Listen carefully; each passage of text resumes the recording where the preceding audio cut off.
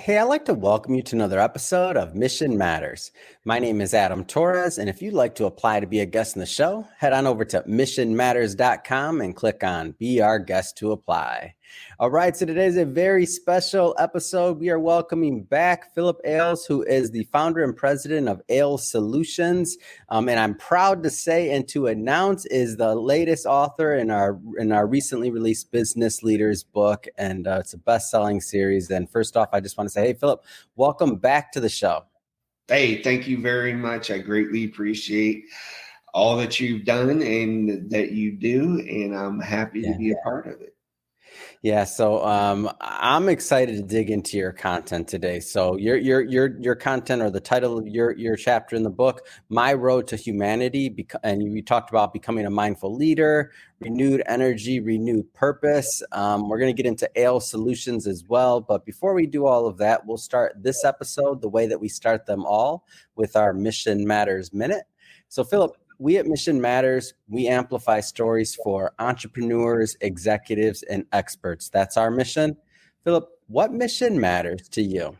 Well, right now, my mission matters is finding your humanity, getting back to who you are and how you understand the world around you with no excuses, the world doesn't care about you unless you make them care and show them what you bring to the world. And a lot of it has to do with just finding yourself. And then from there, it's limitless. Well, great having you back on the show. And I don't want to assume that all our new listeners and viewers maybe caught some of our previous work. So maybe let's just start with your background, and how you got on this path to helping people with becoming a mindful leader. Like, where did it all start for you? Well, it started with me after my daughter graduated from high school in August or May of 2015. I'd lost my house, lost everything, and I ended up buying a Class A RV because I always thought about it and always talked about it, and I had no other reason not to, because I knew more about other countries than I did my own. Yeah. And with that, I realized that, hey, it'll give me an opportunity to be alone and figure out what I really want out of life. I sat in my RV in a Indian casino parking lot in Oregon because I had no clue how to drive it, turn anything on, or anything. I had to spend 2 days to figure it out. And I told myself, you know what? At least it doesn't get any worse than this. Wow. And honestly, for a single guy, it wasn't bad. I mean, because I had to learn to rely on myself for everything. Yeah. And with that, I drove cross country and ended up coming to Jacksonville, Florida. And I met my wife, and I'd been talking to my daughter about my new perspectives and trying to change who I was, because I realized through multiple deployments and everything, I lost my humanity for Americans. I had it for other countries, and I always held Americans to a higher standard. And maybe just for a second or two to kind of set the table here, tell us a little bit more about before the RV, just so people understand your military history, things like that, so they know what they mean. You mean when they say, for Americans. Okay. Well, I was military police. I was able to have some phenomenal deployments. I spent a year in Korea, spent time in Germany, the Pentagon, Ground Zero. I sat in Saddam's chair in Iraq, and I looked at it, and I've done it both military in Iraq. I did a year training the Iraqi police in Baghdad.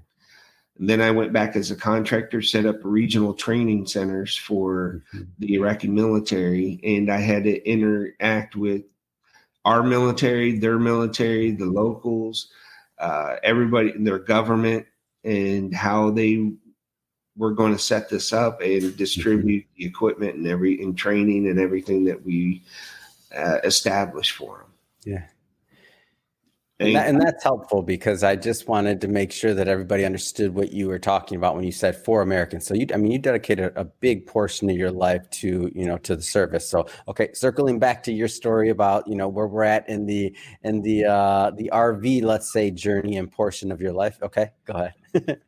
Well, I realized I had to take responsibility for myself, period. I had to, and with the help of my daughters, because they only knew me on the civilian side. They never interacted with me in the military. And coming home, and I didn't realize that I gave up my youth for my country. And now it's about finding my balance, because once you get out of the military, there's nothing to re-indoctrinate you back into being a regular civilian.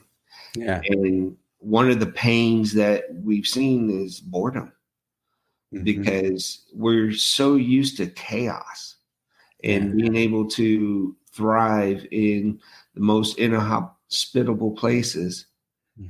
And then, but yet that's what excites us professionally. But when we look back and come back to the regular world, we don't understand what's going on. They don't understand us. And it comes to a point where somebody's got to go, you know what? I'll take responsibility. Yeah. And it's me and who I am and what I bring to the table, because it doesn't matter anything you did yesterday, because it doesn't exist.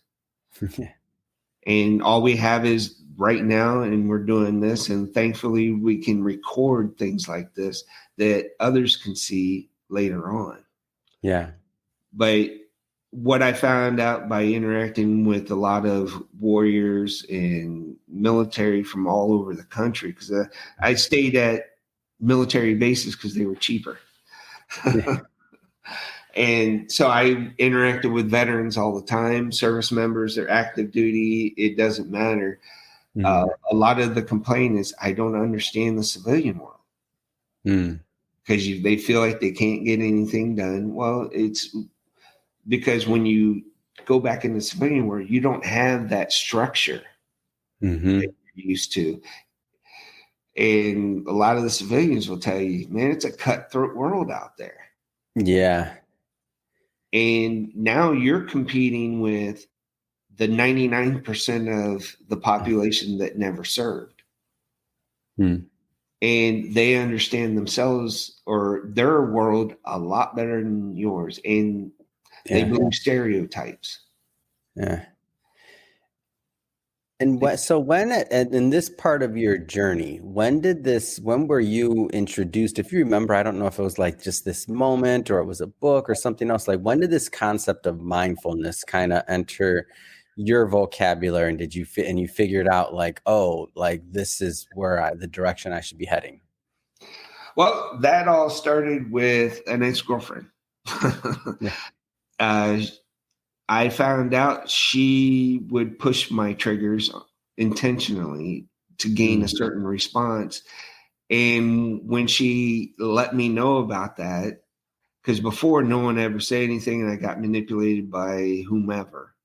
But now I understood that, oh, they do it on purpose. So wait a minute, I can take control of that.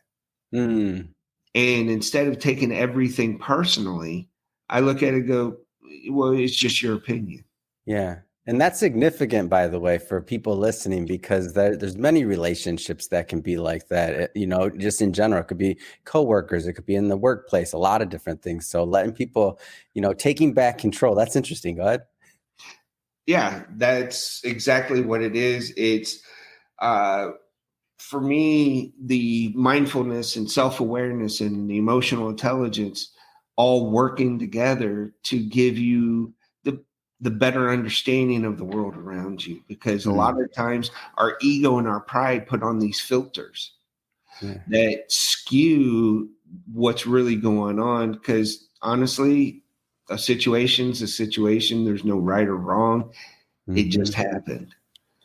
And what are you going to do when everybody thinks they're right? Right.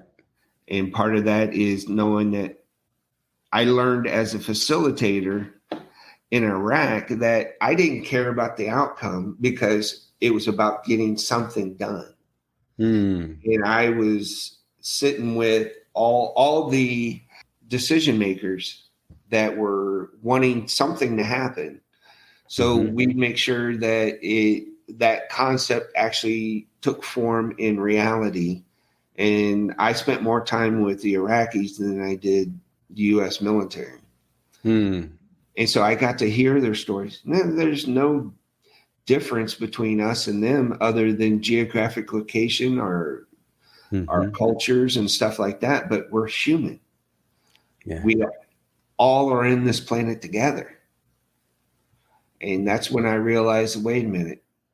It's my thoughts, my beliefs, my everything that's driving me. And who am I to judge anybody else?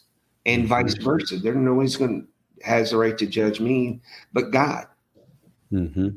And what you bring into this world is the positive side, because I've seen the horrors of humanity and how we treat each other and everything like that. And I realized here in Jacksonville, because I wasn't getting any of the contacts or anything that I felt I wanted, I said, you know what? Screw it. I'll just be the good I want to see in the world. Wow. And I've kept that philosophy for the last 6 years. I had to actually remember exactly. Yeah, it's been 6 years. And I think it blows my mind.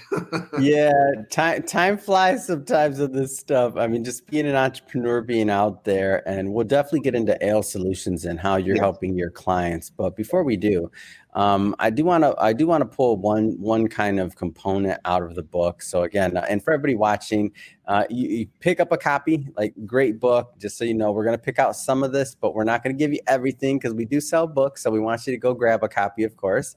The link will be in the show notes. But that being said, so one of the things you wrote about: renewed energy, renewed purpose. What was the inspiration for that? Actually, that came out of COVID.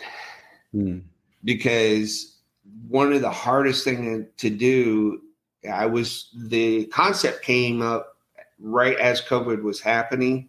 And most of the people expected 6 months. Well, 2.5 years later, like with me, the psychological end of it, to where I was such a performer, and I just got things done, and not having that ability because nobody's interacting was detrimental. It kind of put me into depression. And because, I mean, literally, I couldn't do anything for the first time in my life that I was forced to be separated. And that was very disheartening when you're just pushing out and everything. They go, okay, quit. Well, I looked at it. That was a way for me to even delve further into self-awareness and understand that, hey, this is way beyond our control, and have a little grace for myself and understand that it was the circumstances at that time. And it's changing now, and we're trying to get back, but it's not at the same level or same urgency as it had been before. Because now, I mean, I'm retired from the military. I have a disability. I can live on what I make, but there's no fulfillment. And part of that was, you know what? I could use this and help others. Figure it out, because a lot of people make excuses. And to me, it's okay. Yeah. Well, how does that still fix the problem? And I chose to put together something a little bit more less in depth as me redoing all the research and all the books. And there's so much material out there. Oh, for sure. And being able to break it down to where it's easily managed, and you realize that the seed all comes from you. We are the seed of our own lives, and the nutrients and thoughts and behaviors and everything that go into making you who you are, and how your actions. And I never realized I was mindlessly going through life. I was surviving. I'd never looked back because past didn't matter. It's what I was doing now and where I was going. Well, you don't realize that you create this wake behind you as you're pushing through to hit your stride. And so what I did is I looked at it, took accountability for it, and said, this is the way we move forward. And every day now is a testament of, let's see what we can do in these 24 hours. I love it. And I look at, and I think that's a great transition, actually. So you've been on your own journey, and now that you found some things that have worked for you, you've chosen to, I like to say, you've been blessed. Now you want to be a blessing, right? That's a simple way to put it. So now you're helping others. You're helping, business leaders. You're helping, individuals transitioning out of the military. I mean, you're helping a lot of different people. So tell us about ALE Solution and how you're coaching veterans and other executives. Okay. Well, basically, ALE Solutions came out of the pandemic. I sat in I waited as long as I could. January 2022, I went and actually made it official and got my business license and started working on what I needed to do for the next step and to let everybody else know that, or what I have to offer and what I can bring them inner peace and joy and love by exuding love myself, because too many times I spent in survival mode, just doing everything I could to get through the day. And with the military, it was structured, so I didn't have to think. I had to take action. And part of that was asking for help. I got help from Wounded Warrior Project.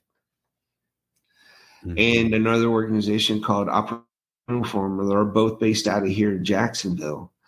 That basically the Operation Uniform let me understand what my value is in the civilian side. Because a lot of the times I couldn't translate. People asked me what I did, and I looked at them and I was like, I can pretty much do anything. Yeah. That's not a good answer. That's not. You gotta pick that niche. Yeah. And that for me, that was the hardest part, is because how do I narrow this down to just one thing when the military taught you to improvise, adapt, and overcome every situation. And if you don't know it, learn it.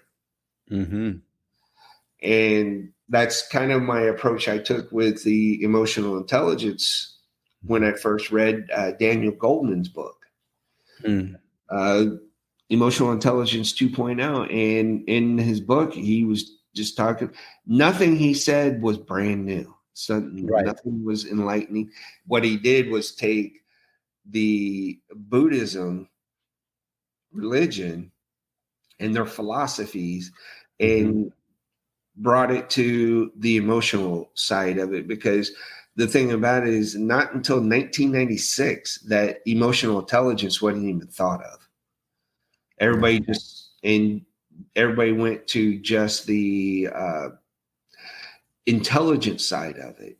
Yeah, well, it was all EQ or IQ versus EQ. Yes, we didn't have the language back then. No. But all this information has been out there for thousands of years, and it's about you and Mm. finding you know what?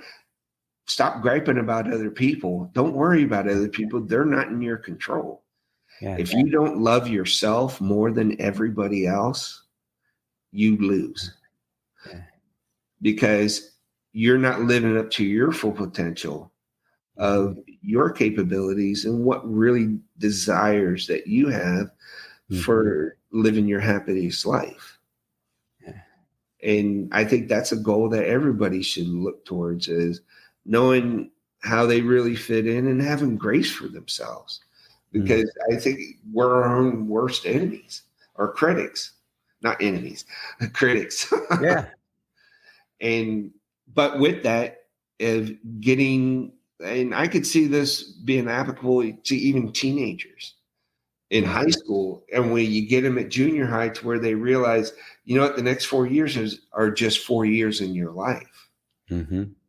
What are you going to do once you're done? Because that, from 18 and on, if you can go into it and you can control your emotions and the way you feel about things, and having that, I consider it like that James Bond reaction. Yeah. Cool collective in any situation. And then you can release that energy in a more productive way at another time. Mm. And not everything is life or death. And that mentality that I had for most of my life was life and death, survival. Yeah. And I refused to run. So let's just say I ticked a lot of people off. But you know what? My heart was always pure. Yeah. And I told the truth. Mm. And the people that had the hardest time with it were the ones that were crookeder than heck, that were going against every principle that the United States military had. And I would dime them out at my own detriment. And I realized when you fight every single battle, people stop listening. Yeah. And I needed to control myself and what I was doing, because the eureka moment was, and people did try to tell me, but I wasn't. I thought I knew better. Mm-hmm. And that's when I looked at it and I was like, oh man, if I can get anybody else from the military or the civilian law enforcement, first responders, even public service in itself, when we transition over to a civilian business or become an entrepreneur, you have to know why you're there and your purpose, direction, and your motivation to go through something. Yeah. And that's what I thrive for. And with each of my clients, it's not about me. I know me. It's about, now let's get you to know you and what you really love in this world and what inspires you to do your best. And you know what? You only have one life. Let's see what we can make out of it. Yeah. And Awesome. I have no regrets. I've been to I saw what it was like. And then you come back here and you realize even our cities are not even in getting it right. And so I met the mayor of Jacksonville, the new one, Donna D. She's the first female mayor. And I looked at him and told him that they have all the capabilities in the world. I said, there's so much potential here.